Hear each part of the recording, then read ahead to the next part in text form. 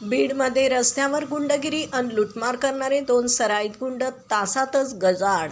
शिवाजीनगर पोलिसांची धडक कारवाई.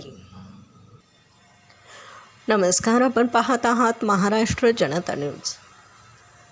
बीडमधून एक महत्त्वाची बातमी समोर येते. बंब सर्कल नगरनाका परिसरात हातात शस्त्रे घेऊन दहशत माजवत हुसकावणी आणि लूटमार करणाऱ्या 2 सराईत गुंडांना शिवाजीनगर पोलिसांनी अवघ्या काही तासातच बेड्या ठोकल्यात.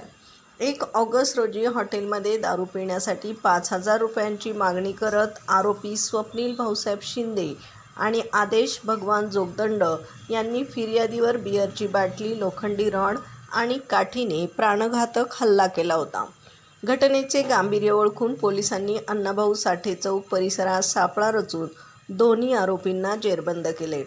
त्यांच्याकडून गुन्ह्यात वापरलेली हुंडाई कार, लोखंडी रॉड आणि काठी जप्त करण्यात आली.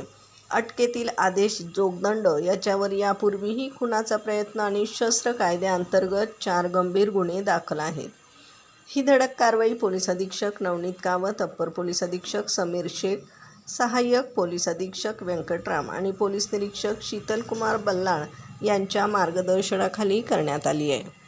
बीड प्रतिनिधीसह महाराष्ट्र जनता न्यूज.